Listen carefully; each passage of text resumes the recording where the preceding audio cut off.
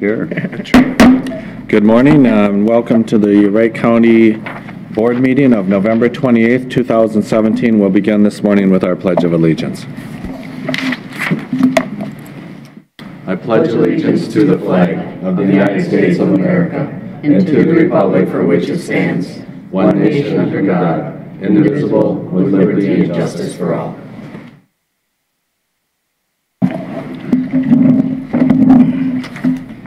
The minutes for November 21st. Does everyone have a chance to review them? Mr. Chair, I'll move approval of the minutes. I'll second it. Motion by Commissioner Hewson, second by Commissioner Potter to approve the minutes of November 21st. Seeing nothing else, all in favor say aye. Aye. Opposed, same sign. Motion carries unanimous. The agenda for today. Mr. Chair, I'll make, that. Right, Mr. Chair. There's no meeting next week, so I want a petition to the consent agenda, refer job classifications for Office Technician 1, Office Technician 2, Accounting Technician to the Personnel Committee in December. We had a meeting with Sean, and so we're going to take it to the Personnel Committee. That can just go on the consent agenda. So it'd be number 4 under B. Or under yours? Or G under consent, right?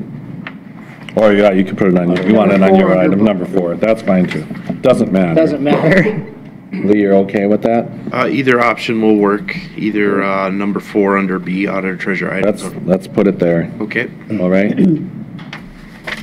So with that addition, is there a motion to approve the agenda for Chair? Yes. Under items for consideration, I'd just like to have a discussion about the first meeting in January. I know Lee is trying to find some information, so maybe he'll have it by then or not. And so that would be number C. Yep. And what is it again, Mark? First meeting in January. Okay. There's 5 Tuesdays in January. Got it. Okay. So we have 2 additions.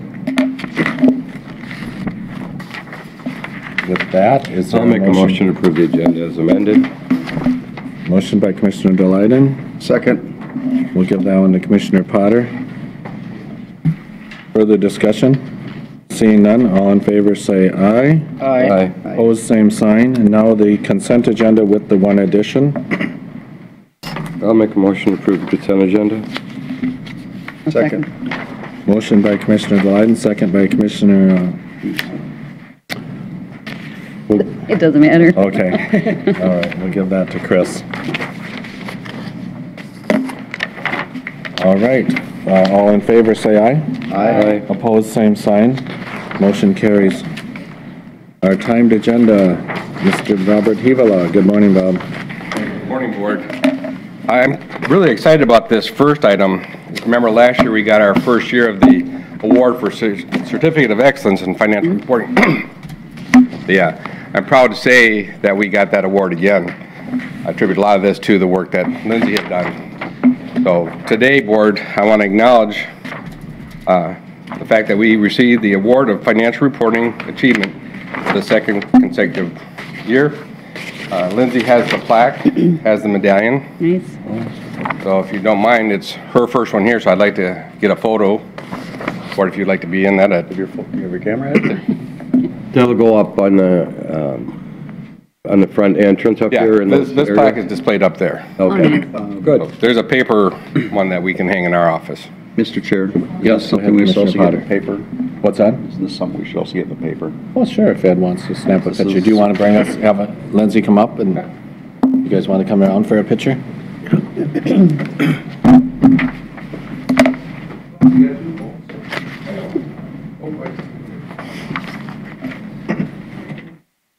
should be in the center.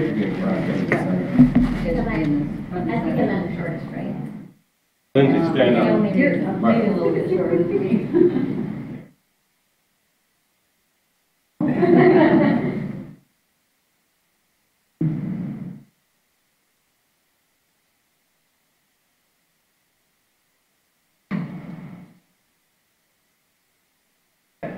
Thank you.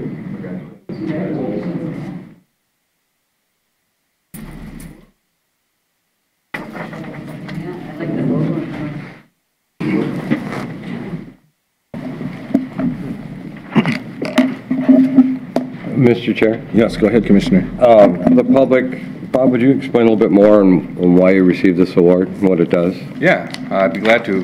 Board, there is an oversight agency at the GFOA that puts out recommendations for what should be included in a financial report. The achievement is for transparency. They want to make sure that you are including things that would be meaningful to readers of our financial statements. So they have a prescribed list. So we followed that checklist and we met the requirement to achieve the award. I will inkle to you that we'll likely go after a second type of award, which is basically an abbreviated, very simple to read statement. But we weren't going to do it this year, so. Okay, well, congratulations. Yeah. Okay, number 2, Bob. Number 2, Board, if you remember, the state has come up with grant funding for election equipment. We need to submit that grant. The grant application has to be accompanied with a resolution. So Jackie in my office put together a list of all the equipment that we currently have. We're going after the tabulators, the ones that you slide your ballot into. Those are M100s. We're upgrading those to DS200s. We're also implementing something called the poll pad. The poll pad is a piece of equipment that facilitates election day registrations. It also facilitates signing in on election day. It does standardize a lot of procedures, and in the end, we can upload those election day registrations. So, Board, in your packet is the contract at which we would be buying new equipment.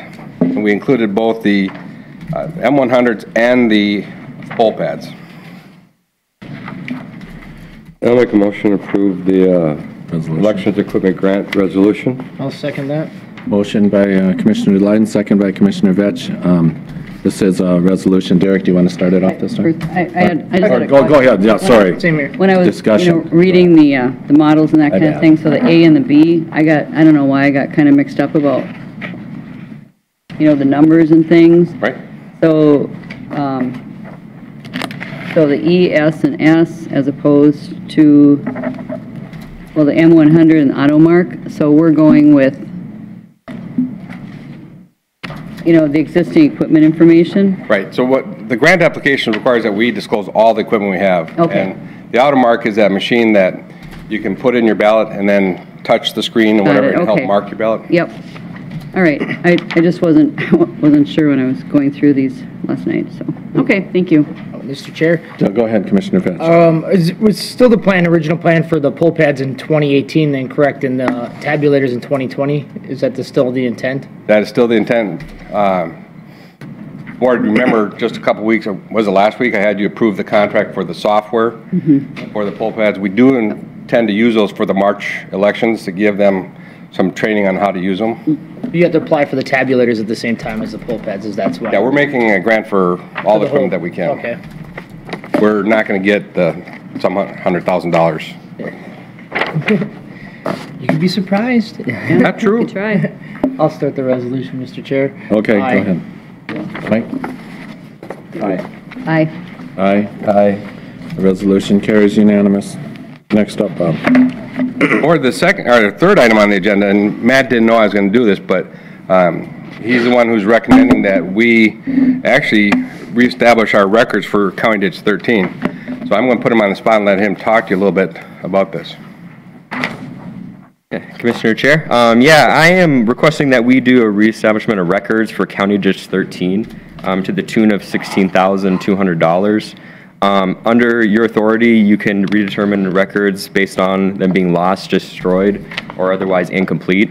And I'm filing it under incomplete because we do have somewhat of a profile, but we feel it's incomplete to do the work that we're hoping to do. So yeah, that's basically what I'm asking today is to approve Matt, that. where is ditch 13 again? It's right east of Buffalo. Buffalo Township. Go ahead, Commissioner.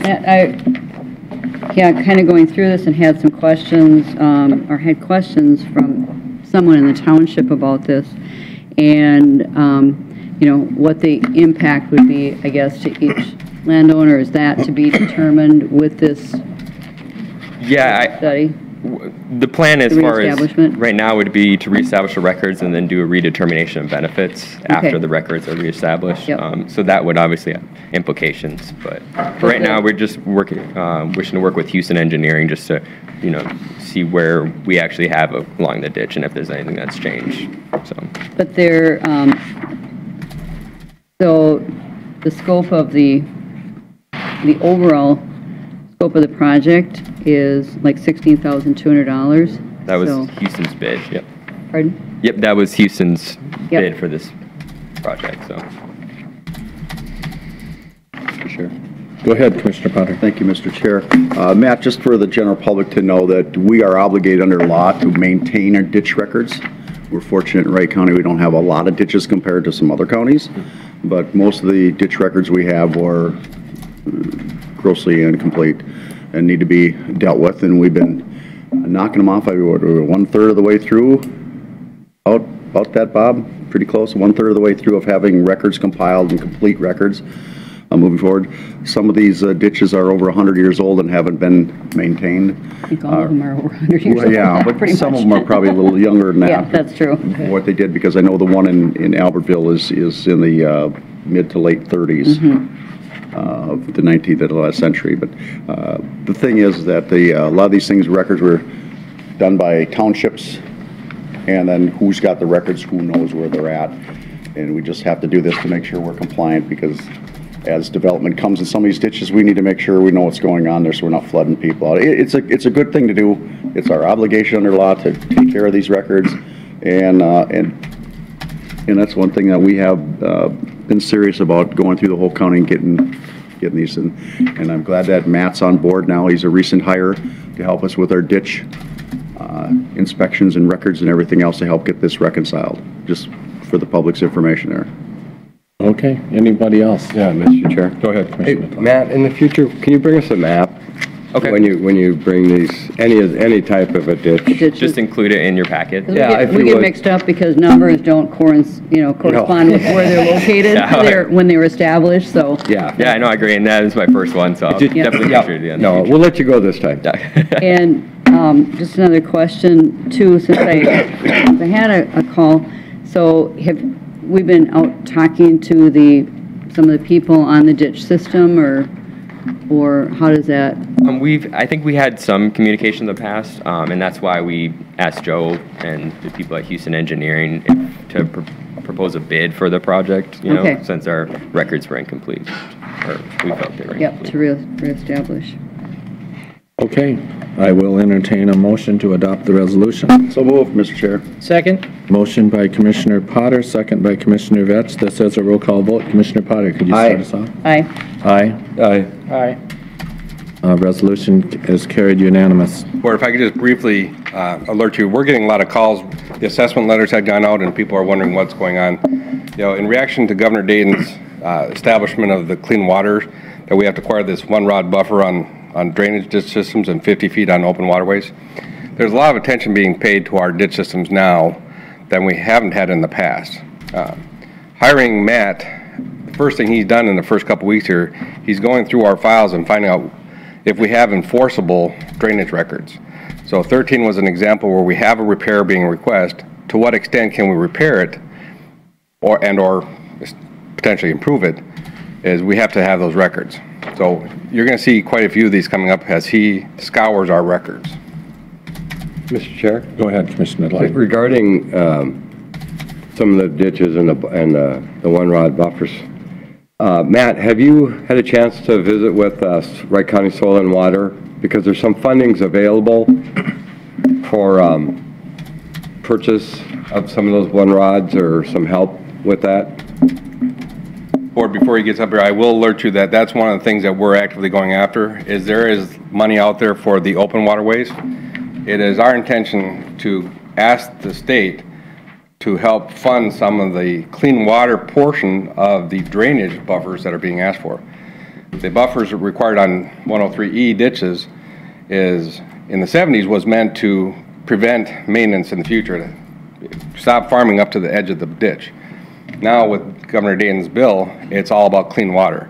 So maybe there should be some sharing in the cost of that, but here's Matt. Yeah, and that's basically what I was going to say. 103F is dealing more with the water quality issues regarding the buffer strips. Yeah, nowhere in 103F does it state specifically that it's for the maintenance of the drainage ditch, so that's why I was hoping to work with the soil and water. Okay, so you've been visiting with them, because I know that before Kerry retired, he had been getting some information out there, and I don't know how many people have taken advantage of it yet or not. And I know that there was a time limit on it too, if I remember correctly. Yeah, and you know, the length of the process to do it sometimes has kind of inhibited people from pursuing that route. So, and that's kind of what we've been trying to work on is, you know, especially with the, you know, with the viewers trying to do the redetermination of benefits, you know, how do we do that? How do we speed up that process? And that's another thing we've been talking about, so. Okay. Thanks, Matt. The other question is, you know, like setting up a date and that kind of thing, is that something that is going to happen, you know, for the,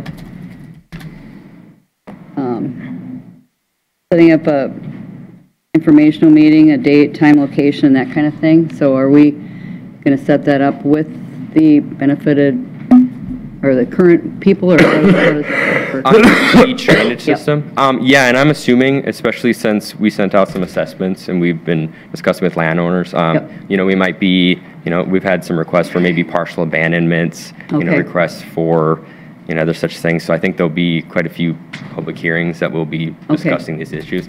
I think it's fair to do that before we go and do some of this work, you know, to actually get opinions from the landowners. Yeah, we want people to be, definitely. Okay. So, thank you, Matt. Thank you. And we already voted on the resolution then? Correct. Yes. Okay. All right. And Bob, did you have a repurchase of a repurchase resolution? Commissioner, I'm just going to let Brian talk about this one. Okay, thank you. Morning, Mr. Chair and Commissioners. This is another resolution for your consideration today. We do have a aerial photo of the parcel we're talking about. It's outlined in blue. City of Albertville on the north side of I-94. This parcel was, I'm not sure when it went tax forfeit, but as you know, cities always have the first right to acquire these parcels. In this case, rather than repurchase, it should say purchase, a resolution for purchase. The city has requested to purchase this for economic development purposes. The minimum bid price is $15,000, so they have to pay that. That removes it from, you know, some of the restrictions that would otherwise be on the property if it was acquired for zero cost. That last whereas paragraph should read 15,000. I know there was a typo in the initial version that I sent down to Bob's office. The one we have does say 15. Okay. Yep, we got 15. And the resolution does say to purchase it, not to repurchase. Correct. So it appears our resolution is correct. Okay. Mr. Chair, I'll make a motion to approve the resolution for purchase of the property for the city of Albertville. I'll second that. Motion by Commissioner Potter, second by Commissioner Hewsome. And this is a roll call vote. Chris, would you start off? Aye. Aye. Aye. Aye. Aye. Resolution carries unanimous. Thank you. Brian. Okay, thank you, Brian.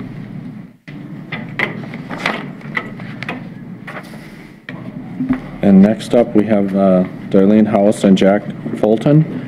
And I just wanted to say we do have, we have 10 minutes allotted on here, and we have about 11, so come on up to the podium, and I'm not sure where we're going to go today, but you get to state your case anyway. Thank you. Thank you, Commissioners, for giving me the time to address what I feel are some deeply troubling concerns. I have a multifaceted approach here because the construction project that I'm discussing today is a very complex issue. So first of all, as a landowner who is an ag preserve, and I'm not sure how many of you are very familiar with the ag preserve statutes and the spirit and intent in which that law was written, but it is to protect farmers from arbitrary and predatory land grabs when there are reasonable and prudent alternatives available in exchange for good land stewardship practices. And there are also some very strict covenants that I as a landowner have to uphold regarding good land stewardship, good soil health, for instance, I can't have a cell tower, or the way that I can generate income on my property is strictly limited to agricultural. So in that regard, it does limit your options, but it does give you a very nice advantage for long-term planning for your farm. So that will determine your investments and your equipment. We're very unique and rare. I'm one of the few farmers that works with the New Immigrant Farm Program. I've built long-term relationships over the last 15 years with farmers that have come here from up to a dozen different countries. Right now, it's primarily Hmong American farmers who have been here since the 70s, and they're multi-generational farm families. We supply community-supported agriculture groups, restaurants, co-ops, farmers markets, all over the metro area. So I have some real concerns about the county's intentions to seize the prime farmland to build a roundabout on my property. I would have known nothing about this project whatsoever, but on May 8th, Monday, May 8th, I was out doing some tilling and I saw a guy riding his four-wheeler all around my farm. And he was talking to one of the ladies out there who speaks very little English. So naturally, I got off my tractor and with my fangs bared, I said, "Who are you? And what are you doing here?" He had no ID, nothing to identify him as a county highway department. So I said, what are you doing here? He goes, "I have the authority to be here. I'm with the county, and you should have gotten your letter by now." And I said, "What letter? I never got a letter." He said, "Well, as soon as we get that sales tax passed, that's going to be the first project we're going to do." And I said, "What sales tax?" So we started digging in and doing a little bit of research because this seemed to kind of blindside everybody. So I went home and I called Virgil Hawkins and I said, I clearly stated my desire to be included in the planning process. I said, if you guys are intending to do a taking or any kind of construction that involves my property, you need to engage me early on, because this farm is an ag preserve, and as such, it is protected under state law from arbitrary takings for construction, because they're deemed of absolutely no benefit to an ag property. And at that time, he told me, no names have been discussed. And he's pulled up a map, he said, on his computer. He said, "Would you be willing to sell that corner?" I said, "Absolutely not. I'm not allowed to, for one thing. And it is not for sale, and there are reasonable and prudent alternatives available."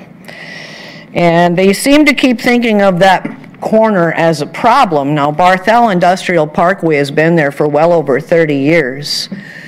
And it is, at best, could be called a bit awkward. But it is not an uncommon or unusual intersection. In fact, it's so common of an intersection that you can look in the Minnesota Manual of Uniform Traffic Control Devices and you can see the sign that indicates this is an offset intersection. They're quite common. What the county is proposing to build is a roundabout that's 150 feet across, takes my prime farmland, completely cuts off my accesses so my gardeners can't get in and out of their fields anymore. Coincidentally, the gardener who's going to be impacted the most severely has the blackest skin. Is also a pastor of a large congregation where she helps grow food for her congregation. So I said, I want to be involved in this process. I really feel like I should have a place at the table here, because according to all of your planning guidelines, it says you need to engage the citizens early on, especially the affected stakeholders. County guidelines, state guidelines, federal guidelines. So if I hadn't have thrown that guy off my property that day, I would have known nothing about this until I got a letter on October 18th that announced an open house in St. Michael to discuss citizen input. But what I got with that letter was a map of how to get to City Hall, no map of the project still, and they sent my eminent domain proceedings as well. This is required by state law. They kind of cherry-picked which rules we're gonna, only the ones we have to. The very minimum amount of information was given. So I started making phone calls. And I talked to Virgil Hawkins, Jeremy Carlson, Chad Hausman over at WICDO, Wright County Department of Highways. And if I hadn't insisted and cajoled and kept calling and calling, they kept telling me, we have nothing for you to see. We have no drawings, we have no renderings, there's been no names discussed, there's been no properties discussed. I said, well, how did you know where to send the letter? How did you know where to send the surveyor? Properties have been discussed. Once again, I included my desire to be involved with this process. I'm the stakeholder that stands to take the biggest hit. You look just like your dad. I graduated. That's why I keep looking at you. I'm sorry, you look just like him. So anyways, I found out that my neighbors had been given this drawing showing my farm with the roundabout, losing about 2.5, 3 acres of prime farmland here, days before that letter was ever sent. My neighbors had already been contacted and shown very detailed drawings of what the county's ideas were about County Road 18.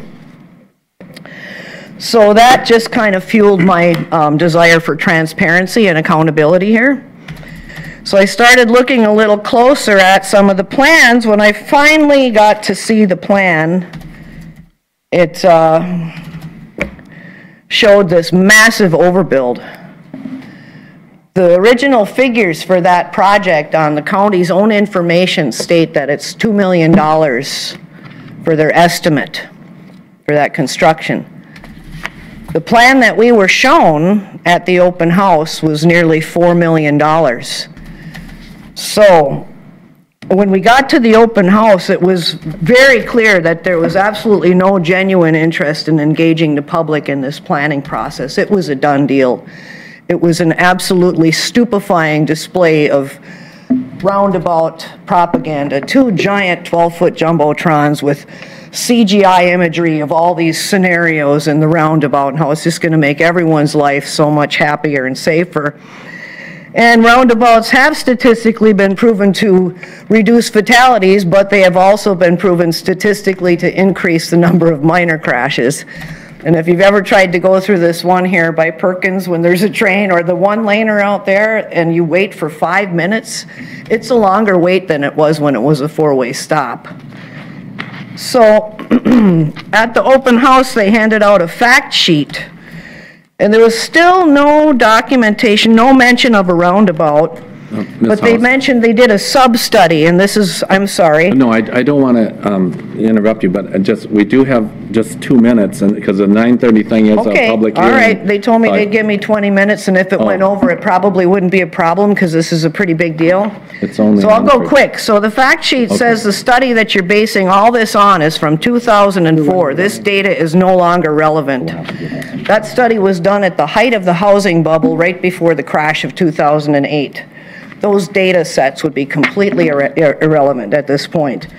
You need a new study. There's safety data. I said, how many accidents have there been up there? So I got a chart with all the safety data from Wright County. 7-year study, 13.5 million cars. Only 24 accidents during that whole 7 years. The 1 year there were no accidents, that was the year they had a 4-way stop. And most of those accidents occurred during broad daylight. It was people that run off the road and into the ditch. So their accident data clearly shows that this is not an unsafe road. Also, I got no answers to any of my questions. They're also basing this study that there's going to be an interchange at 94. A neighbor. And according to MnDOT, there's nothing on their radar even remotely close to, none of us might even live to see an interchange on neighbor. So for the county to assert that they need a roundabout on the east end of the project to accommodate a future interchange on neighbor seems a bit far-fetched in my thinking. So no questions have been answered regarding how is this going to impact my drainage? How is this going to impact the snow? So I do have to interrupt because it is 9:30. We're going to have this public hearing, but we will come back to you then because Commissioner Okay, well, at this point in closing, I would like to ask the commission to direct the staff Okay, but no, halt and refrain from, well, do I get a chance to speak here, Mr. Burrell? No, just hang on for a second. I said we have to have at 9:30 now, we have a public hearing. We'll come back to you. We'll give you another 10 minutes, right? This should only take Okay, well, I would appreciate a chance to get my voice heard. We're going to do as best we can. Thank you. Yep, okay. Lee, no, you will, and I was wrong about that. Commissioner Leiden reminded me you'll get 20 minutes, so. This is a timed item, though, that for a hearing, a public hearing here, so it should only take a few minutes. Go ahead, Mr. Kreiser. Thank you, Mr. Chair. I'm standing before you today for a public hearing on a proposed assessment on real property located at 193 42nd Street Northwest, and this mailing address is Montrose, but I believe it's Marysville Township. We are assessing, this is from a public health abatement that we did. We ended up doing a compliance inspection on the septic system because we had some health concerns with the sewage on the property. The compliance inspection came back that the septic system was compliant, so we ended up resolving it at that point in time. The total costs assessed, proposed to be assessed are $535. We're looking at staff is proposing a 1-year assessment. Given the low amounts, would be broken into 2 payments equally over next year. The $535, we're looking at a 4% interest rate over that 1-year period. I would note that the property owner, after we published in notice, I was advised that the property owner has subsequently deceased, and I did mail notice then to the 2 heirs that we know of record, her sisters. And I have had contact with one of the sisters. They are aware of this situation. I think I gave you a copy of the letter in the packet. So they are aware of the assessment. I don't anticipate they're here for comment, but it's public hearing. Could we ask, is anyone here from the public to speak on this matter? Mr. Chair, don't you officially have to close and open the public hearing and then make that call at that point? Yeah. But we didn't. You're opening. I think you just opened it. Okay, I'd like to open the meeting for, that's kind of what I thought I did. I just didn't use those words. Okay, so we'll open the meeting for public comment. Did that well, right? Yeah. Yes, you did. Okay. Is anyone from the public, would they like to comment on this matter? Anyone from the public? Seeing no one from the public, it's back up to here. Okay, go ahead, Greg. Mr. Chair, staff has given you a draft resolution for approving the assessment in the amount of $535 on the property located at 193 42nd Street Northwest.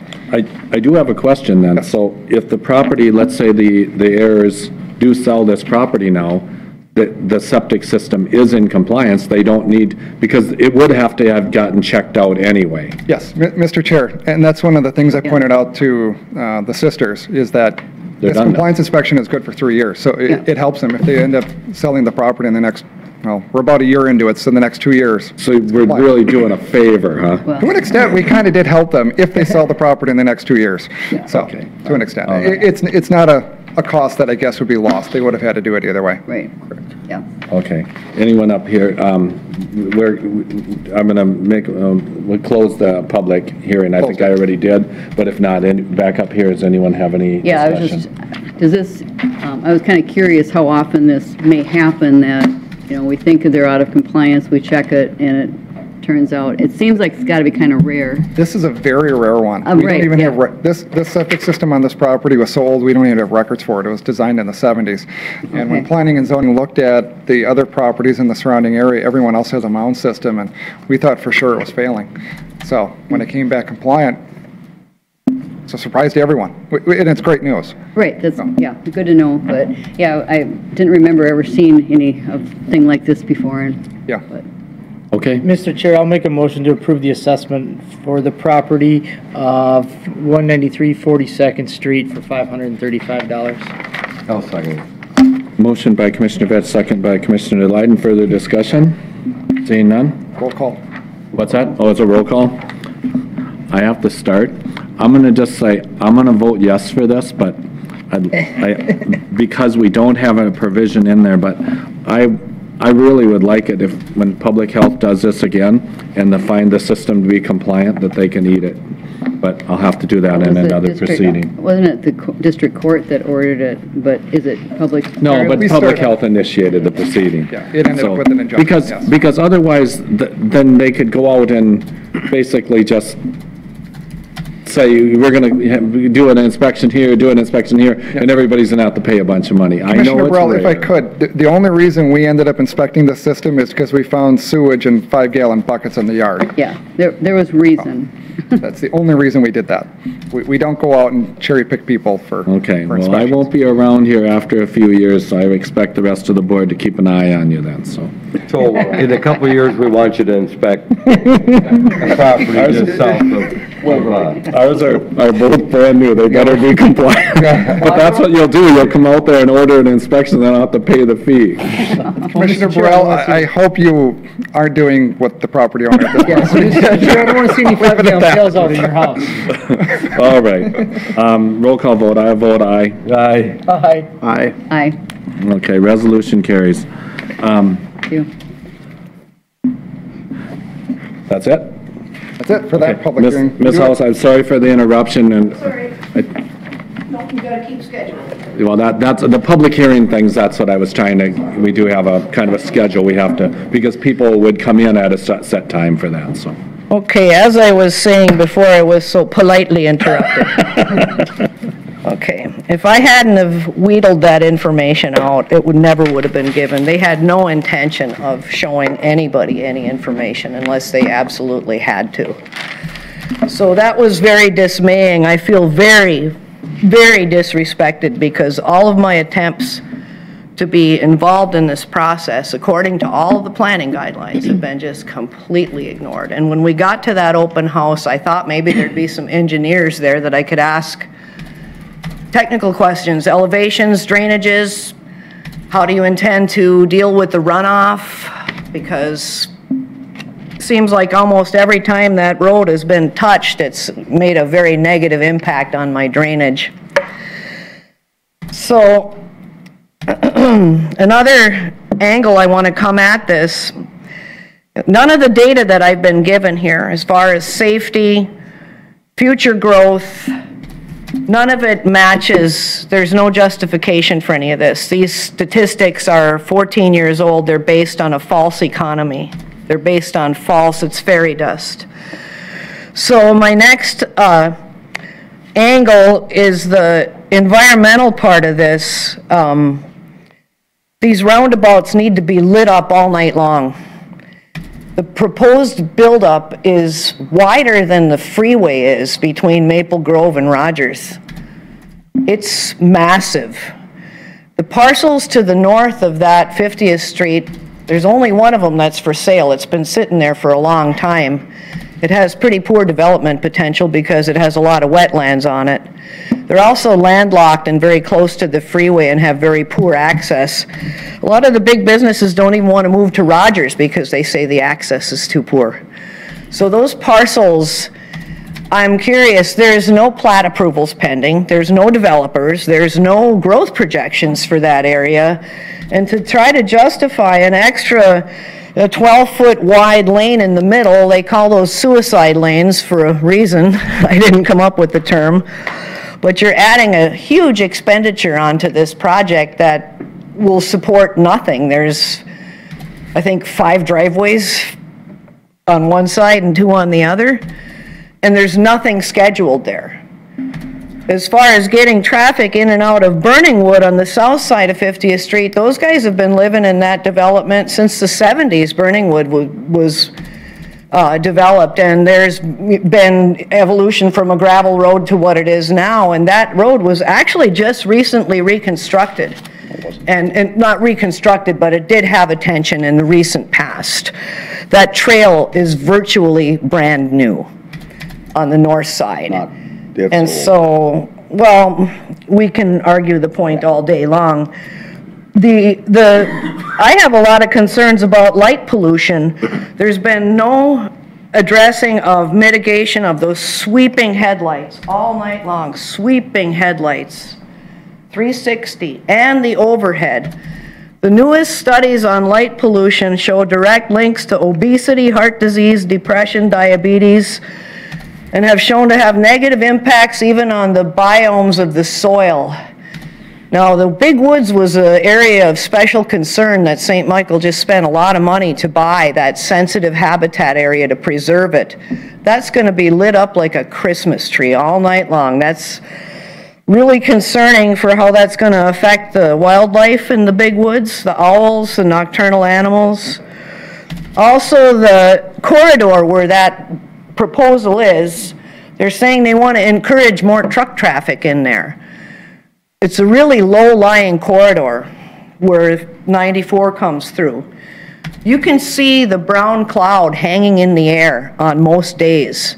And when the freeway backs up between Monticello and Maple Grove, which it does frequently and is at a standstill, as anybody knows who lives in that area, you can smell it from a mile away. You can smell and see the pollution. So to increase traffic on that road gives me serious concerns about the amount of air pollution that's going to be generated there and the need for more studies in that regard. Also, the noise pollution. When the pollution is visible to the naked eye and you want to increase the amount of it there, and then put a trail right next to it, you're walking along, here comes a bus, your air meter goes off the graph. The statistics are similar to some of the heaviest industrial pollution in the state. For a few minutes, you get a nice big blast that you get to breathe, and you're pushing the carriage. And so I really question the logic behind putting these trails right next to these roads with all this pollution. So thirdly, as a voter and a taxpayer, I'm very concerned that the cost of this project far exceeds any benefits that could be seen from it. We've seen no cost-benefit analysis. We've seen no growth projections or any accurate statistics for that area. We haven't even been given an accurate cost estimate of the project that they're showing us, and they seem to be really leaning toward this, because when I tried to look at the other plans, they yanked them out of my hands and stuffed them under. This is what's on the table. It's a done deal. So I'm here today to object to that, because I think that the county commissioners have the authority to give themselves to pass the sales tax. And I really have serious concerns about your projections on that amount of income, because this project list says you need $86,700,000 to do these 18 projects. There's 16 on your wish list. But according to this, you'll be operating at a $4.5 million shortfall, which makes me wonder if those taxes will ever go off the rolls. And when the second project out of the gate is double the cost, I have serious, are all of the projects going to go over budget then? Because in today's dollars, we really don't have any way of knowing, and with online sales, how can you say you're going to get $6 million a year when the Commissioner of Revenue has to take their cut off the top? I'm very concerned about the accuracy of your projections. And so as county commissioners, it's my understanding, now correct me if I'm wrong, Wright County Department of Highways answers to you? Mm-hmm. And who does the county commission answer to? The public. Okay, I wanted to just make sure that as I go up the chain of command, I'm including all the most important people. So here's your sub-study. Shows a full interchange here on 94 and Neighbor. Brockton is the only thing that's even a twinkle in their eyes yet, and that's more than 10 years out. Mr. Chair, I want to address that right now. I've heard this twice now. Brockton Avenue interchange does not have FHWA approval, period. No interchange happens until that happens. Neighbor Avenue has that approval, but no funding. And the district would have to pay for all that according to MnDOT, and I don't know that St. Michael has millions and hundreds of millions of dollars to build an interchange. This is what ifs, not what is. I want to correct you on that, because you made that point to a couple people. Okay, I'm sorry, I'm repeating myself. I got interrupted and off. Go before FHW, that's federal, to get approvals for interchanges on the freeway. Well, you're an expert, Mr. Potter, and evidently you think that you're the first line of defense against the Met Council. The Met Council is my first line of defense against people like you, Mr. Potter, and I don't appreciate the contempt you've shown your constituency from your behavior in past meetings. Now, in closing, in the interest of time, because I did give you a long list of very detailed questions, public comments were submitted to the Highway Department. We have not received a peep. Not an email, not a phone call, not a written response to any of our questions. Very legitimate questions. I am asking today that the Wright County Commissioners direct the staff at Wright County Department of Highways and the City of St. Michael and Albertville to halt and refrain from all further activities pertaining to this project until such time as a meeting can be scheduled with the affected stakeholders and the staff so we can discuss in careful detail the questions that I don't have time to enumerate today. That's my ask. I do have a couple of questions, and maybe you should, do I get to start, or you go ahead, Chris? No, you're the chair. It's just, first of all, if you have sent questions to the Highway Department and you're not getting answers, what I would want you to do is you get that list of questions and send them personally to me. I will make sure they get answered. Okay, most of them are in the letter that's in your packet, but I could make them bullet pointed so they're more clear and more concise. None of them have been answered? None of them. Not a one. Okay. All right. Not a one. I think that's, I don't know how the rest of the board feels, but I think that's reasonable. If somebody asks the Highway Department a question, they should be able to get the answers. They're usually, quite good at being responsive. I just want to know, how did we get from 2 million to 4 million, and why aren't we looking at feasible and prudent alternatives that reflect the state minimum standards as shown in all of your projections that you gave us? The other thing that I had, and we don't have anyone from the Highway Department here today. I know Virgil. Yeah, they had some conflicts, but anyway, you said it was, and I imagine there's been different designs of this project. No. But you're saying 2-point-something acres of your land? Or is that total? It looks like over 2 acres just from what little I can see on this aerial. I did have a brief discussion this morning, and they said it was 0.8, so less than 1 acre of your land. Well, that's not what I've been shown. So that's maybe something we can clarify then. And so I'm the person that stands to take the big hit. Yeah. So, and as a farm owner in Ag Preserve, I already took 2.9 acre taking for the Frankfurt Parkway. And that lawsuit ended up lasting from 1999 until it finally was settled in 2004. Okay. It left 2 acres of my farm completely unfarmable because the grades are so steep that you can't even get near them to keep it mowed or groomed. Commissioner Houston, you had a question. I just a small point of clarification, but when we were identifying the projects and when we passed the sales tax resolution, we had to identify, specific projects. I understand the process, yes. And so those, you're just making your best estimate of how much money, is going to come in, and identifying the projects that may not all be completed. So, that was the goal, but we had to identify, and plus I understand. We did set a cap of 5 years when we're going to re-examine this. So even though our projects were listed for 15 years, so that's still up in the air. But but it was a good question that you had. Well, if this is in the 5-year plan, then and it's worth spending $4 million and going that big when a lot of the property owners just felt completely blindsided. We were not engaged, and I was specifically not engaged.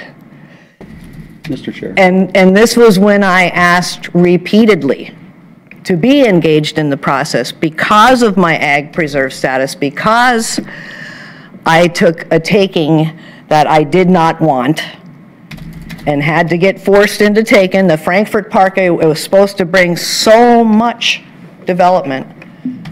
Really not much has happened since then. So I think the figures, you guys really, if you're going to be responsible with this kind of money, and be okay with projects. This is the second one out of the gate, and it's already double the estimate. And I honestly believe that all of our objectives could be met in a very friendly and productive manner, but I feel we need to be engaged in this process. We have not been engaged in this process. And if the commissioners are going to be responsible with this kind of money, we need to follow these guidelines that have been set in place so that these kind of things don't happen. Mr. Potter with a nice tone. Thank you, Mr. Chair. I'll be more historical on this. 50th Street, which is now County Road 18. Yes. Was gravel road. Yeah, I lived there my Okay. whole life. Yes, you have. And Marlene has been there a long time, too. When the talk of the new high school, which is now Middle School West, is going in, the traffic count on that road was 475 cars a day, creating a lot of dust. We had neighbors complain about the dust, okay? With township standards, when you go over 500 cars a day, you pave it, because that's the norm, okay? We have this going up, and because we are part city and part township, two different standards on building a road. The city portion has to be built to a certain standard, like the county has to be built to a certain. Township has a different standard. Okay, so from your area eastward was built to a township standard. Basically, that road where the gravel was basically a shape and pave over the existing gravel. The Albertville portion had to meet different layers of foundation to build the road on. Okay, so it's a little different standard. So part of when you get into the cost estimate, once you get soil borings and seeing what you're actually dealing with, that's where the difference in cost comes in. Okay, this road has seen quite an increase since the school district found it prudent to build most of their schools on 50th Street or thereabouts on the Zachman Farm and them ones. Okay, that kind of precluded how we're going to go forward with this. As far as directing truck traffic, I don't see where that's going to help. I mean, I think the majority of the truck traffic on that is from Fane construction. Well, there's trucks and there's buses, but in this fact sheet, it says that you're anticipating and encouraging more heavy truck traffic in the area and that's to justify this big overbuild. Okay, the part that belongs to the Zachmans, just east of the Lenz property, that was in consideration for room and board and a couple other projects there. They had maps, they had traffic studies and this and that on what to do with that. That is in industrial zoning. That is going to be that type, come off of Marlowe. Yep. Okay, that's part of what's in there, and that has been, in fact, it even went to a planning commission with the city of Albertville on this potential project is sitting here, and it was, they went to 101 on Otsego for their, whatever their deal was, they went that way. But that's been discussed before. Well, I know it's zoned for industrial, but we've seen nobody coming forward, and when development does happen, the developers need to be required to pay for some of this. I don't believe that it's the job of the city or the towns or the counties to roll out all these grand boulevards and trails and avenues and hope that somebody's going to come. Because when the need arises is when we should be dealing with it. And I feel that this project is a massive overbuild that has not shown any solid justification based in fact. Now, you can say that that road needs to be completely rebuilt. They say it's not a mandate, but if we choose to rebuild it, it has to be built to state minimum standards.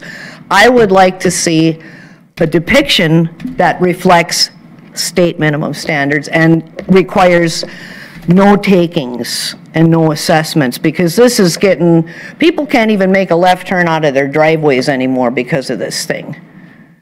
And people that have lived there for decades. And some of these things that they propose, it's merely a tool in a toolbox. Just like that little sign I showed you is a tool in a toolbox, a roundabout is a tool in a toolbox. I think they're trying to kill a fly with a cannon with this. It seems a bit overblown. So I basically look at the complexity of your statements and understand that you divide it into three categories.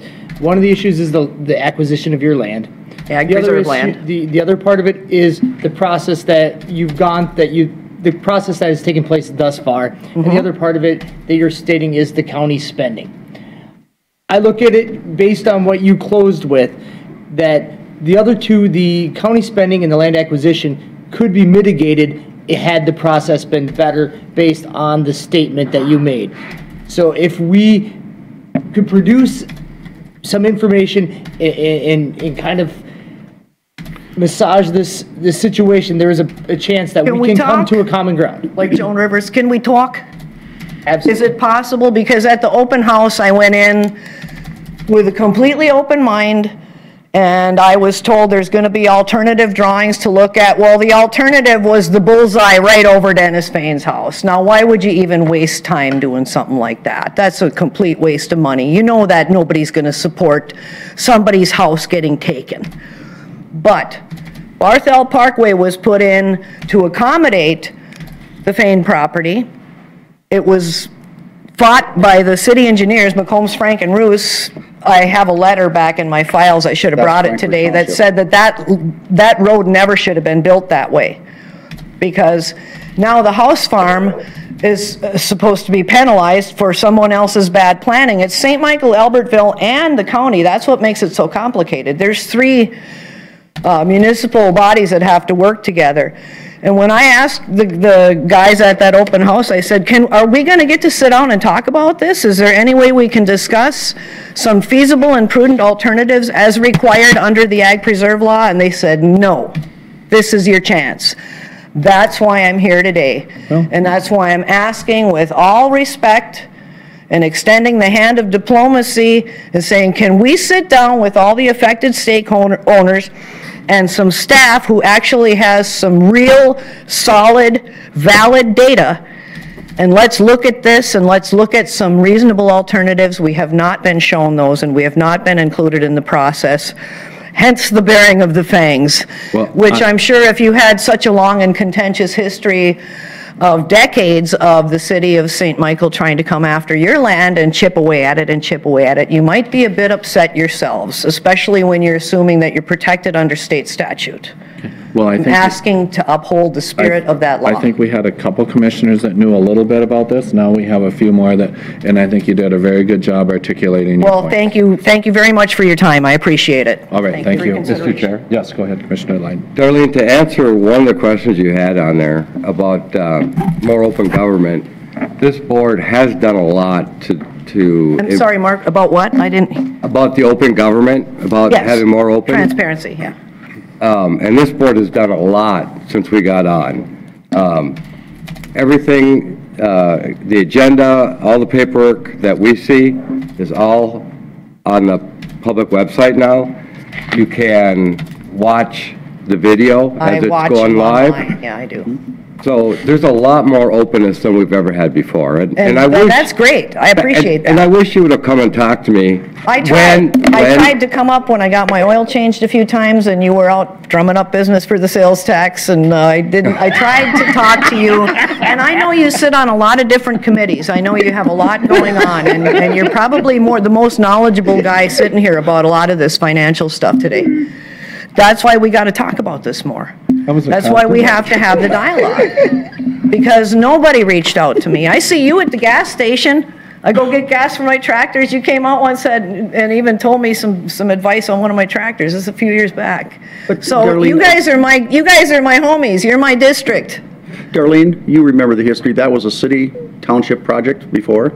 Yeah, now it's turned back to the county. It became a county road. Yeah, I know that. With nobody knowing. It was just. I knew it was turned back. That was publicized.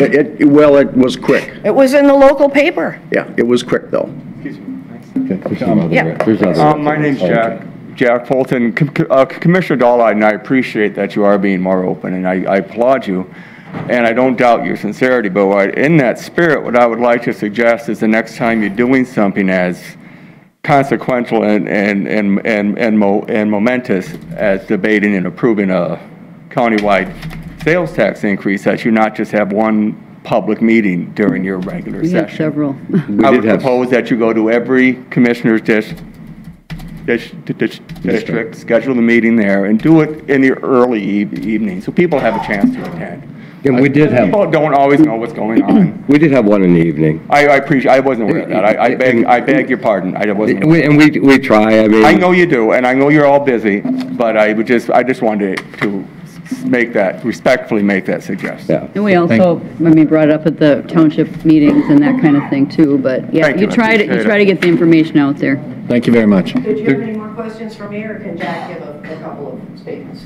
Get Jack in, but there's other residents back there too. I don't know if any of them have anything to say about it. Anybody want to speak from our neighborhood or home? Well, I just briefly in regard to this as an overbuild, I don't think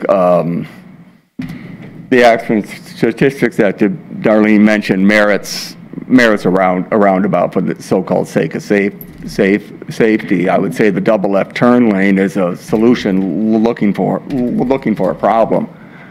It doesn't serve anyone to the north hardly. And if at some point there is the development there, and there may be, and that would serve the developer, they will pay for it. I brought that point up at the open house with Jeremy Carlson, the county takings agent, and the WSB, your engineering firm, and they both conceded that point. So I would ask why we're spending money, why the county is spending money when there's free money out there, very likely to be had, if there is indeed a need for that double left turn lane. Now, whether the road is in need of repair because the substrate or whatever, I'll take your word on that. I have no way to judge it, and I'm not questioning that's true, but I think we can do that and have a safe road within the right of way, at least to a far greater degree than it is now. Because we need to take taking a property more seriously than we do. Perhaps you all do as individuals, and I'm not questioning that. I'm just talking about my experience through this process. I feel that both the engineering firm and staff was rather cavalier, if not callous, about what it means to take someone's property. And that's where I think we're losing. I think that has to be part of the cost-benefit analysis. Now, Now, go ahead. Do you live right on the corner there? I live with Darlene now. Oh, okay. Yeah, that's how I happen to be here. I'm a recent resident of the county. Mr. Chair. Go ahead, Commissioner Meyer. I'm Jack, sorry. you stay there. Sure. Comments has been made about the sales tax option, and we're kind of backed in the corner a little bit with this. Sales tax option was approved by the legislature along with certainly. village tax in 2013 as an alternative to them not getting their job done. Okay, also, well, 2013, there's also an excise tax you can do. We didn't do all this as a sales tax. understand. And this got debated on this board many times since that was passed. Okay. Okay, and each time it was rebuffed saying we don't need that. What we have is when county boards before us had taken money from the highway department and done it for health and human service and different things to try to keep the levy down, they robbed Peter to pay Paul. Right. Okay, they went all the way down to less than $900,000 a year for construction on county roads, and that's why our county roads went from 70% in good shape down in the 30s% in good shape. Okay, the sales tax option was one of those afforded, and these, like I say, it was not taken lightly by this board. I'm sure not. At I'm not all. accusing you of that. And no. it wasn't a unanimous vote, like I was stated there. understand that It was as a well. 4-to-1 vote, and even those they had reservations about it, but with the county boards before us also borrowed $2.5 million ahead on their CASAB money, which we get $6 million a year for the gas tax coming out. They borrowed ahead, so that put us farther in a hole. Right. Okay, and then before, it used to be based on commissioners' whims. 3 commissioners determine where these projects are going to go, instead of actual engineering data, that's just average daily trips, age conditions, safety factors, and that's, you take the politics out of it, you get better roads because you don't have this. Based on metrics. Based on that criteria. To upgrade our roads, which are, you saw the list, these are expansion projects because, what happened to the city of St. Michael, what happened to Albertville, what happened to Otsego, it just exploded like crazy. We are Collar County, we're getting it from both sides. We're getting the metro coming out, we're getting outstate coming in, and they're landing on our doorstep. And you can't have a reaction program, you have to kind of be a little proactive on what's happening. Granted, you don't build Taj Mahals, you don't build a 6-lane highway when a 2-lane will be fine. You don't do that unless you have something you know is coming in. With the sales tax option, it affords us to do this without raising personal property taxes for us here. The amount of money, and the Commissioner of Revenue, the numbers are all over the board, from 3.9 to 6 million, if they guess. Every county that's done this, they ended up getting $1 million more. Blue Earth County being one, you can check with any of them there. They ended up getting $1 million more than what they projected they were going to get. The thing is, if I put that on your ad valorem taxes, the amount of money generated there would basically raise your property tax by 10% just by itself. Well, Commissioner Potter, I don't object to the sales tax. And that's the thing, and it's a user fee, and I've had comments with people. You're collected for the state, they get their fee, and then they come off and comes here. And since approximately 50% of that will be people passing through our county there. Well, your estimate in your handout was 20%. Well, they're all over the board. Well, that's fine, but I'm just using the data I received from. The freeway would include a little different. But I mean, I'm not here to object to. No, but what I'm trying to get to the point is that we had to make a choice of which way to go. Do we raise your property tax 10% just on this issue, besides every other issue we have to deal with here? Or do we have another tool, which I'm not overly thrilled with, but I was down there testifying to the legislature with Lyndon Robgent. He's the engineer for Carver County, and I sit as chair as AMC for Transportation Infrastructure Policy, testifying there, and both sides of the aisle, point blank says, you know, you come down here begging for money for us to pay to fix your roads, and we gave you the tools, why don't you use them? We looked at each other going, I guess they told us what they want us to do. And why didn't we discuss the wheelage?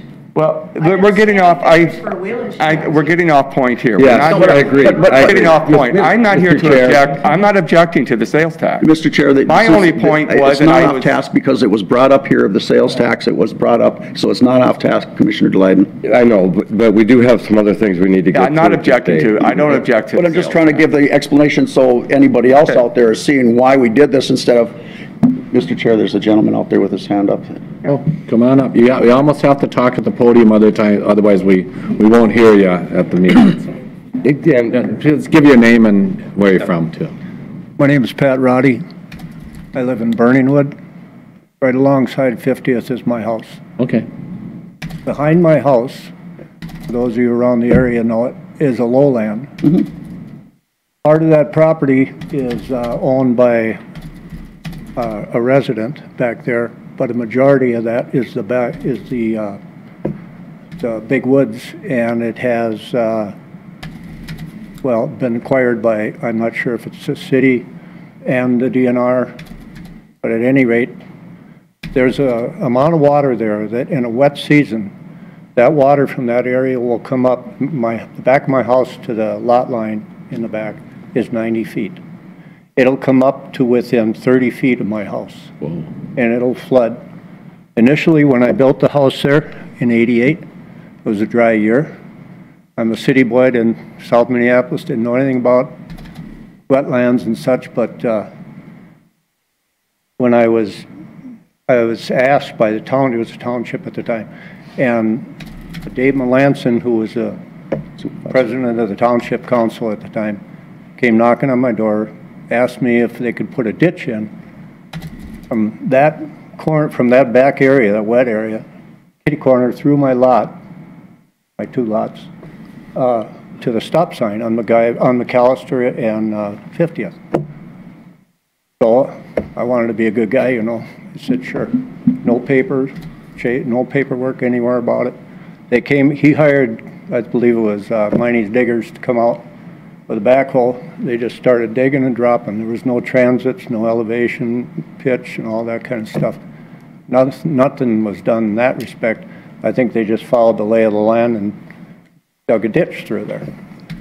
So that made no difference when the wet seasons came, a lot of rain. That's what happened. And so now with this potential 50th expansion, I was looking at the drawing. I went to the open house, looking at the drawing. I couldn't figure out where the exact center line for that 3 lanes would be so that I could determine how far into my property they would have to come. It's an overall of 60 feet wide, the potential project, right? So I went out to what is now the center of 50th Street and paced back to where they put the pin, they call it. And that's between 48 and 50 feet into my property from the center of the existing 50th. So if that's the center of where the projected road is going to be, the 3 lanes, And I don't know, I'm kind of confused, but, so I went over the next day after the open house, I went over and I talked to Jeremy at the Buffalo place. Is his last name Carlson? Yep. Jeremy Carlson, correct. Okay. I talked to him and he suggested I go talk to Water. Wright County Soil and Water. Soil and Water. So I called that guy on the phone and we talked and he suggested I go talk to Steve Bott. I had Steve Bott out a couple of years ago and he looked at it and he said, well, how long has this ditch been here? And I said, well, a year after we moved in, thereabouts. He said, well, it's grandfathered and you can't do anything about it now. The problem with that water, aside from imposing, and by the way, when that water would come onto my property like that, my pump would go off every 3 seconds. The longest time would be 7 seconds. It would continue to run. So did the ditch bring water to your property or drain the water away from It was your property? supposed to be draining the back for the water to go somewhere. Away from your house? Yeah. But it didn't do And it. down the road. And all the people on the south side of 50th at the time were going to be experiencing that runoff. And if you go into the big woods, supposedly there's a high spot. Some of it drains towards the Crow, some drains my way. A guy next door to me built, 2 months I think it was, after I started, he started building his house. Well, he put a drain field in his backyard, I put a mound system. His drain field filled up, he had a multi-level, which was 4 different levels in his house. He had 4 feet of water in his basement. He ended up suing the township.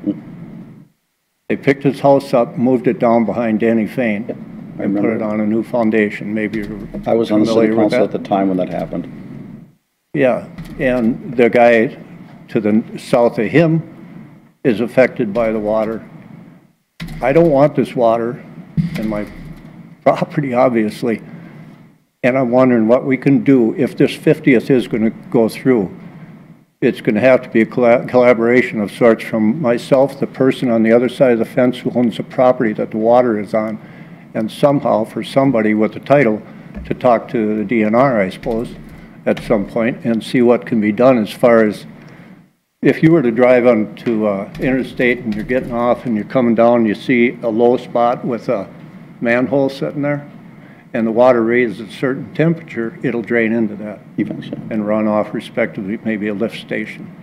But I don't know if we can, I want somebody to help me. I don't want a ditch in there. I don't want a pipe in there. But I would consider having a pipe running from there back or better off along the lot line. I'd give up some of mine if the neighbor would give some of his and have it run directly to what would become the storm sewer. Who's your commissioner out there? I am. You are? Okay.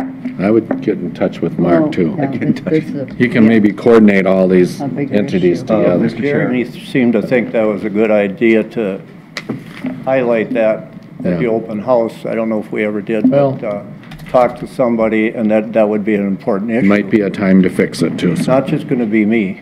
It's going to be other neighbors as well that are affected in the wet season. Can I interject one comment about the drainage?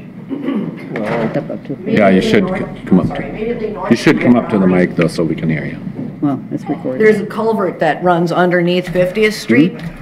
Familiar with it? And the guy who rents the field north of me has made it his personal mission to dump as many pickup loads of heavy clay and run that culvert flat with his tractor because he doesn't want the drainage going through his little spit of soybeans there. But that water is supposed to go north and end up down behind Old Castle Glass in that wetland area. That's where a lot of that is supposed to go. I finally got them to clean the culvert because I had to dig it out myself by hand twice. Darlene, you opened up a heck of a can of worms here today. No, Mr. Chair. Yes, go ahead. Mr. Chair, Mr. Wright, I'm familiar with your property. I'm familiar with Burningwood. I sat on the water board besides everything else, and we got springs in Burningwood. There's acidic soils, everything else. We had water pipes were just burning holes in it. And I just know that Frankfort Township sometimes did things kind of the cheap way, whatever, to alleviate the problem now, not looking at long-term solutions. What I looked on that plan is wasn't going any farther south than yours, but I know the water issues have to be addressed on yours because you can't add water to that. I know that one of the considerations that they're doing is in the city of Albertville, the Lens property where that ditch comes across and angles there. I believe they're in the beginning of talks to acquire some of that to do with the holding ponds with the water quality, water clarity to help alleviate some of your problems, Darlene, and some of the there. And I'm hoping that this, and I will verify this, that they are actually doing this so you're not getting that Band-Aid that happened that just worked for about 6 months or maybe a couple of years, but as soon as it's a wet year, it doesn't work with a hoot over there. And Ponds up in the ditch. And correct, I see it all the time, and I shake my head. Right at McAllister and 50th. It'll be in that ditch for the longest time and a goodly amount of water, and if you have that much water in it throughout that ditch, plus what's back, that's a lot of water, and it's not draining. And that's what also is impairing the road there, which, you know. Pat, I'll stop, and I'll talk with Soil and Water, and we'll get out there and take a look to see. Thank you. See what we can do. The word DNR.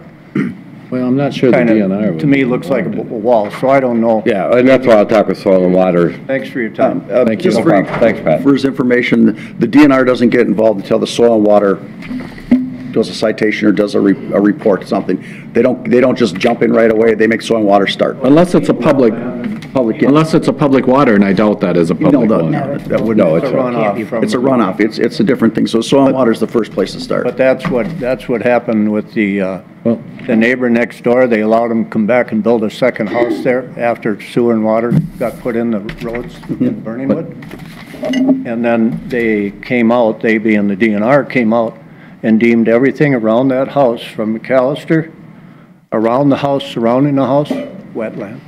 He could drive into his driveway and he had a patch about 10 feet wide that he could cut grass on. Unfortunately, but I was one questioning, okay, you already took a house out of here and you got sued on this other time. And all of a sudden you got sanitary sewer in there. Now you're building on the same place that said it wasn't buildable before. It's like, but. Yeah, well, Thank you. That was another process. Thanks for your time. Okay. Real quick, go ahead. It will be.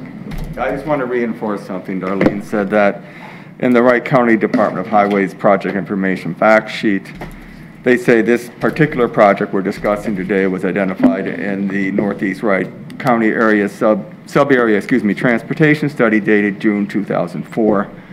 I want to reemphasize that this is not a good data set. We all know 2004 was during the housing bubble. It was a false economy. I know studies are expensive. I know you can't do them every year, but if we're going to be picking projects that are going to affect people's lives, we need good data. And a 2004 economy for growth projections and population projections and traffic is not good data. I agree with you, but then on the other hand, I think there is a new one being done. Coming out. I'd like to see but I'm that. thinking that growth is coming back. I know 2004 it went into the things. There will be a study for 2018 Northeast Wright County, a new one. And then the other thing back here, the soil and water might be the answer, but for the city, sometimes. Yeah, no, I think that's why soil water might have said, go see Steve. Yeah. So I really hope that they can fix that drainage figure it out. issue in that process. Okay, see what we can do. sounds good. And we appreciate you coming, and this is what government's about, so appreciate it. Okay, Mr. Robert Hevela, we have a continued hearing on ditch 38. I guess Greg's gonna take that, okay. Good morning, Mr. Chair, members of the board again. I'm here today acting as your authority, as the ditch authority for County Ditch 38. This is a continued public hearing on the reestablishment and correction of Wright County Ditch 38 drainage system records under Minnesota Statute Section 103E.101 Subdivision 4A. At the end of the last public hearing on October 17, 2017, the county board directed staff to work with Graham and Ellen Sones and their attorney from the Environmental Law Group as to try to reach a resolution and a settlement as to where the termination point should be for County Ditch 38.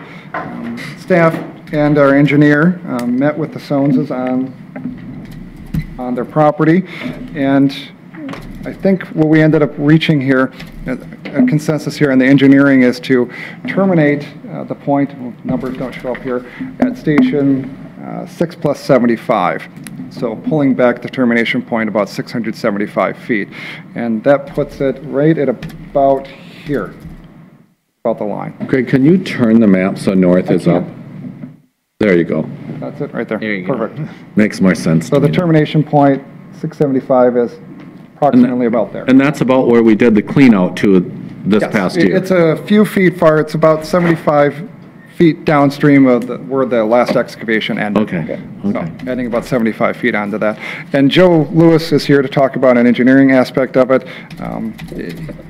He said it should work just fine. I mean, taking the natural grade elevations of the 675 point. So I can turn it over to Joe. And this is a public hearing, so I know the Soneses are here as their attorney, and I think they had a quick comment as well. Okay.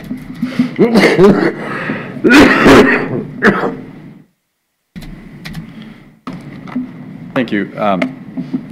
Just one point to add to this process.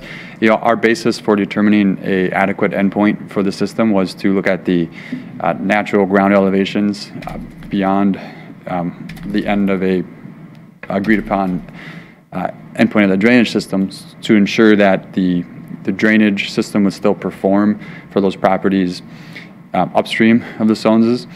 And we collected some additional field survey data following the October 17th public hearing and found that at the station 6 plus 75 does provide approximately a foot of fall or elevation change between the Clementa Avenue culvert invert elevations.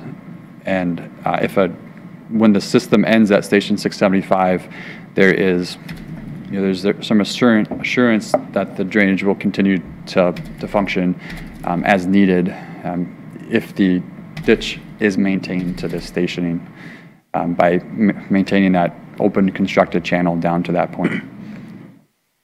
That was the basis for our approach. And like I said, I've said this all the time. I said we need the ditch to work for the rest of the systems. If the Shones want to have a wetland back there, I have no objection to that. That's their property, and as long as it doesn't back up onto the ditch system, I said I believe in private property rights as much as anyone. So, did you look into an alternative maybe though where it would be to putting in some kind of a control structure on the east side of their wetland to maintain the wetland and then you could still have the clean out? Because this is my concern, and I'm not going to object to this because I've already talked with our attorney and he thinks it's a good solution. But what will happen, and it won't be in my lifetime, but it will be sometime, the water will continue to silt going out of their wetland. It will continue to build up, and at some point it will back up to the culvert. It might, like I said, it might be 50 years from now or whatever, but it eventually will happen. That's what happens to these systems. I just see it all the time. So I guess, you know, then it would take some other proceeding later, but I was thinking if there was a control structure put on and then had the ditch kept clean from that control structure to the natural outlet, then it would be a more permanent solution, I guess. Do you understand what I'm talking about? Yes. So, and what you're suggesting is that a further endpoint downstream, but some control of the water level in the wetland on their property would be an alternative. Yeah, I think I agree with your conclusion there that it's going to work as is, as we've agreed upon at that endpoint for the foreseeable future. And I think a maintained channel down to that endpoint is going to help so that degradation of the conveyance capacity in the natural ground. I think that's really going to be a minimal chance of happening. Maybe it's decades, maybe it's even longer before it would ever have an impact. And if that's the case, then yeah, you would have to take on an additional action to make sure that it is not affecting the drainage of the system. All right. Anyone else? No, nice to come up with a agreement? Yeah. Ms. Goins has had some statement to make? Yeah, go ahead. Yep.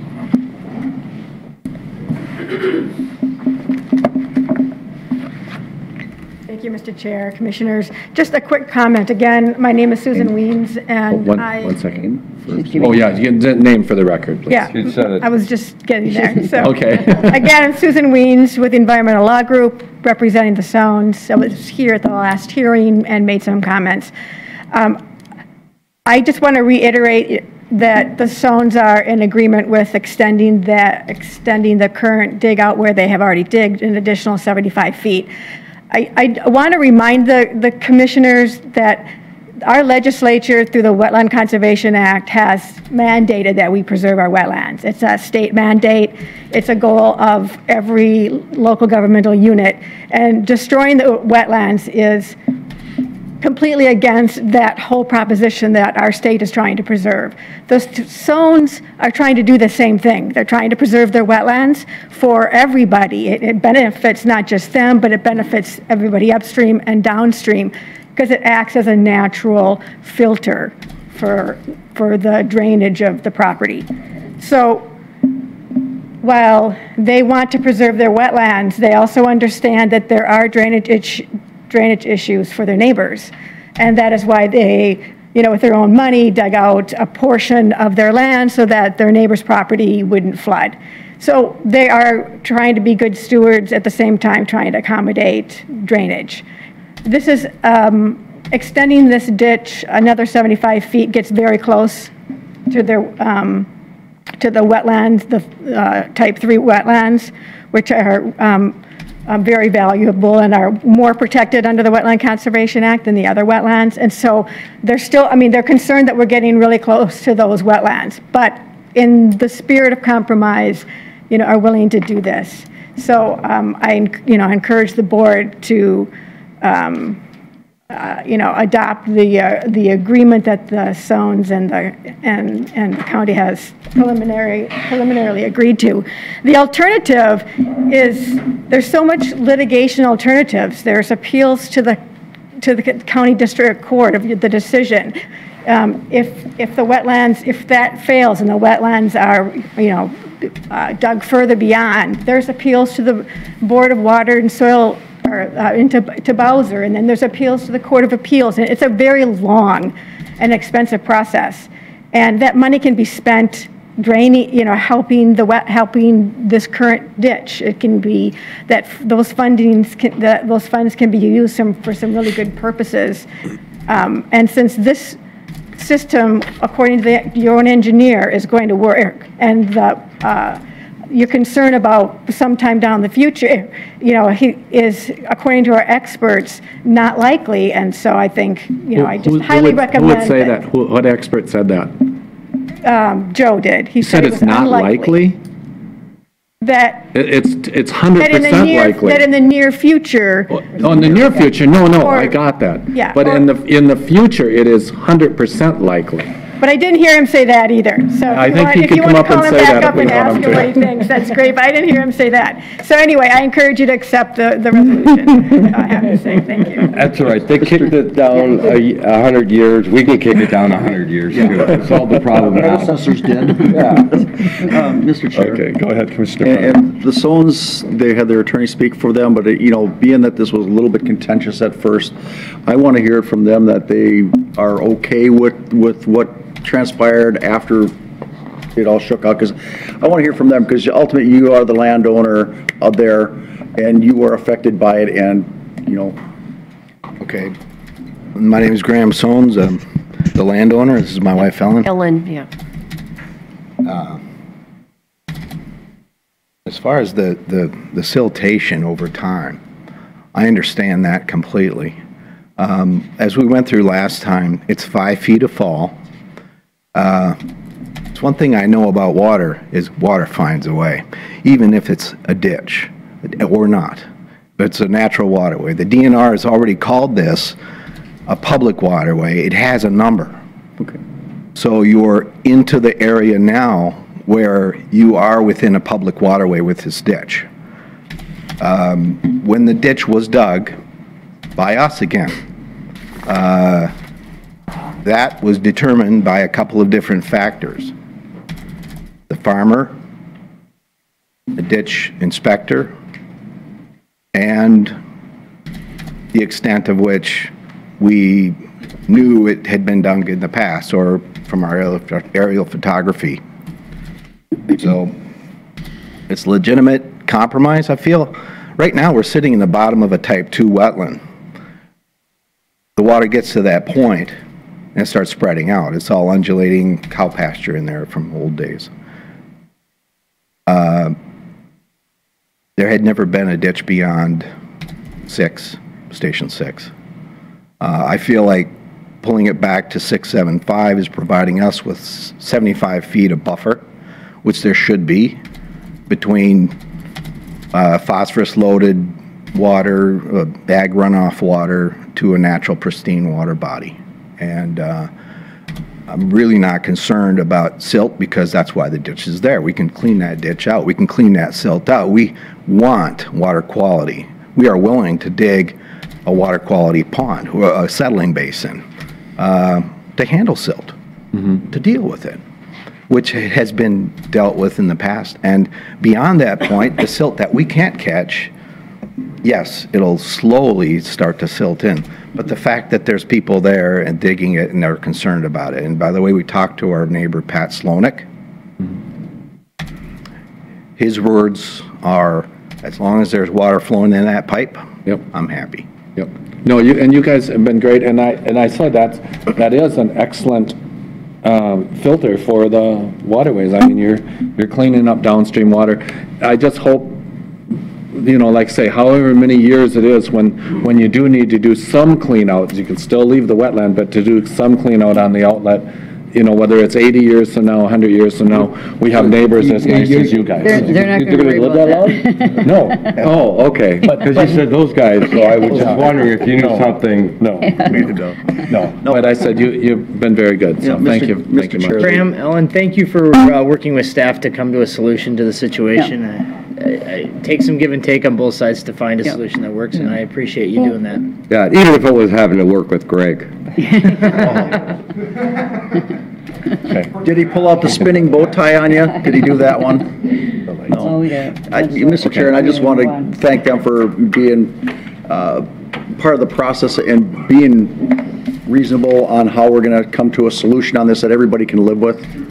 So I appreciate the Soneses for their patience in this. Okay.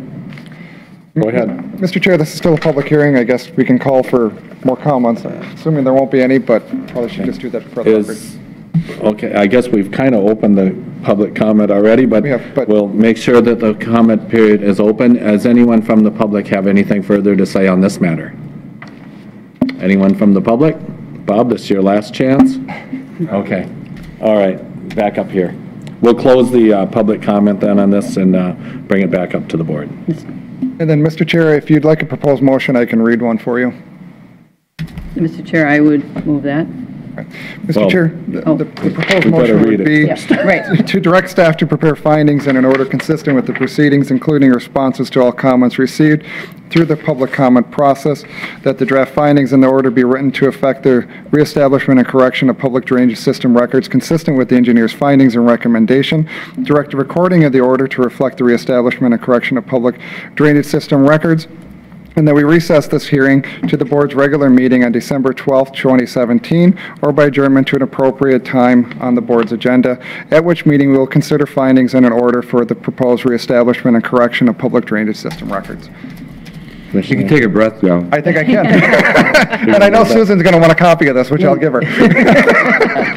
Okay. Commissioner Houston moved that. She did it real quietly this time. Yeah. Second by Commissioner Potter. Trying to keep you on time, Mr. Chair. We're at 10:30. This isn't a resolution, is it? No, just a motion. No, this is just a regular motion. So further discussion up here? Seeing none, all in favor say aye. Aye. Opposed, same sign, motion carries. So, and then you'll be back with the finding, with the order. Okay. Am I doing it? All right, thank you all very much on that. Yeah, So, thank you. committee items for consideration, Personnel Committee of the Whole, Commissioner Delyden has volunteered to. Oh, yes. He was going to do it. Did I ask you? Yeah. Thank you, Mr. Chair. Oh, I'm sorry. The Committee of the Whole met regarding 2018 salaries of elected department heads. We met with Bob Hevela, Auditor Treasurer, Joe Hagerty, Sheriff, Tom Kelly, County Attorney. They all agreed to do their job for nothing, but we felt we should give them a little funding. Bob Hevela and Joe Hagerty both took an increase of 2.5%, which was the same as all the other employees. And Tom Kelly had asked, he'd been there for 34 years, as additional information, and his salary was increased 4%. Again, all the information, their qualifications, their general duties, and everything is included in the packet. So I'd make a motion to accept these. Second. And the recommendations, whatever. And the recommendations. Okay. Motion by Commissioner Delight, second by Commissioner Potter, I do believe. Yes. Okay. Further discussion? Nothing? Okay. All in favor say aye. Aye. Opposed, same sign. Motion carries. Schedule a committee of the whole on 12/12 at 11 o'clock for a space study. Does that work out? Lee, you want to talk to that? Mr. Chair, yes, I can speak to it. We did have, as you recall, a initial meeting with Space Study. We had given some direction to the architect and asked them to come back. Since we don't have a meeting from today until the 12th, I wanted to get this on, get it scheduled. The 12th board meeting is looking to be a larger one, hence the 11 o'clock start time. Mr. Chair, I'll make a motion to schedule the Committee of the Whole at 11 o'clock on 12/12/17. I'll second it. Okay, motion by Commissioner Hewsome, second by Commissioner Delighten. Further discussion? Seeing none, all in favor say aye. Aye. Opposed, same sign, carries. Advisory Committee, Advisory Board updates. Wait a minute. We had Did I miss something that something? Mark Oh, added to the gosh, agenda. I do see that chicken scratch here on my paper now. First meeting in January, Commissioner Delighten, what's the issue? It's the issue. I want a vacation day. There's 5 Tuesdays. We also have Martin Luther King, which is in the middle of the month. The county is closed. I guess I'll leave it up to everybody else on what works. On the second, I probably won't be here. On which one? January 2nd, which is the first Tuesday of the month. And like I said, there's 5. And that would be a reorganization meeting too, right? So you would have. Lee was going to do some checking to see what state statute. Right. What'd you come up with, Lee? So, Mr. Chair, a couple things. It will be the reorganizational meeting if we do meet that day. I'm kind of quickly dove into statute. I'm not going to play an attorney, but as I read the interpretation of statute 375.07 regarding county board meetings and quorum, the board shall meet at the county seat for the transaction of business on the first Tuesday after the first Monday in January. I would interpret that to mean that by statute we have to meet that first Tuesday of the month for a reorganization meeting. You're not an attorney, but we have one nodding yes to that. Yeah. I think 2 of them are. Yeah. If you're going to cancel one, then I'd probably say the 23rd since you can't do the 2nd. The 16th, I think. Is Or the 16th is the one after the Martin Luther. And then the 16th then, yeah, I'm sorry. And Mr. Chair, Yes. perhaps we can, put this off for a week to determine which one we want to cancel. However, it does appear that It sounds like it. it would not be the won't be the first first one. Tuesday. Yeah, that's fine. Yeah. Mr. That Chair, being said, we can also, that's the meeting, we can railroad Commissioner Delight into Right. being the chair on this next year. It's true. He won't be here to You won't be object. able to object. Yes, he will. well, Mr. Chair, that will create an interesting situation because then whoever's appointed vice chair will have to run that meeting after we appoint it. So just the point of logistics, we can certainly work through I'll that. see if we can figure something out. And just a reminder, we tentatively targeted the Tuesday, the 23rd, as the meeting with the legislators to discuss our legislative positions. The 23rd? Correct. And tentatively, we can target it. I haven't gotten confirmation from the groups that works yet, but that's the date I was looking at. So given the statute and the 23rd, I guess if I had a preference, I'd look at the 16th. Okay. Well, we'll. Just my 2 We cents. can have that on the agenda next week. And actually, we had it in our reminders for Okay. next week's agenda, so this was. Why don't we keep it there, and then we'll talk a little further. Maybe everybody will have a chance to look at their calendars by then. Very well. Put it on for Okay. next week. Thank you. Sorry about the bad news there, Mark. Well, the law's the law. Okay. Made to be broken. Advisory committee, advisory board updates. Anyone want to start off? Yeah, Mr. Chair, I might as well start it, and I'll be quick. Well, good, thank you. That was very nice of you. Great. Well, library board met last Tuesday night after meetings. Nothing earth-shattering, just going through some housekeeping things, and with the budget, and we got a little bit more money for the regional library system than we anticipated, so that's a good thing. We decided to put some of the money for pilot projects to help enhance the service of the library system. We also approved a $50,000 because of excess revenue for more express checkout. We've done them in the bigger libraries already, and they seem to be working really well. Now we're going to try to accommodate them in some of the more outreach, remote, single-person library, single-staffed library places there. That's coming up. The next thing is the next day I was in union negotiations, and we have come to agreement with both bargaining units that Tuesday. Basically, it's a 0.5% the range of move and 2% movement within the range. And the IRS rates for the mileage reimbursement is what it'll apply. Before it was 75%, but now it'll be full IRS rate. That's all I have, Mr. Chair. Okay, thank you.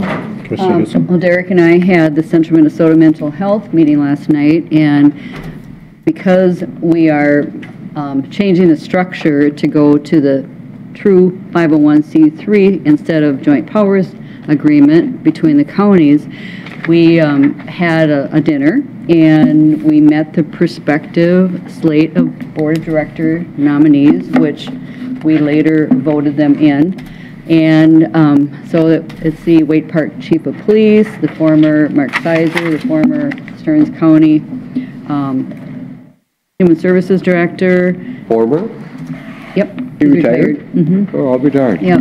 And Joel Brott so will we've be- got Director of Catholic Charities and a mental health advocate. So there's a nice variety of people who are all very interested in mental health issues, and so I think it'll be good. So that was Derek's and my last official meeting, and it's kind of strange. Oh, we got plaques. Oh, yes. Put in my office. So yeah, it was good. That's why she has to build a bigger house, because she doesn't have any more room for all the plaques and awards that she's won. Right. I wasn't an athlete. But that's all I have, Mr. Chair. Okay, and I did not have anything. Commissioner? No, I'll pass. I said the Central Minnesota Mental Health, and the rest of it, I'll just kind of Did you keep get it a going. We plaque have people too? waiting, so. He did. You got a plaque too? I got a plaque too, and I left it. For 1 year. For 1 year, I know. I must have did an excellent job in not quite even 12 months. Yours had Commissioner Swatsky scratched off and your name re-etched in there. Okay, sounds good. With that, we do have a committee of the whole here following this meeting, and then at 10:30, right? And then at 6 o'clock this evening, we have a this be open to the public too, right? Yep. Correct. 2018 draft budget and certified levy meeting, so. The All old right. former truth and taxation. That we used to call it the truth and taxation, okay. So with that, we are adjourned at 10:43.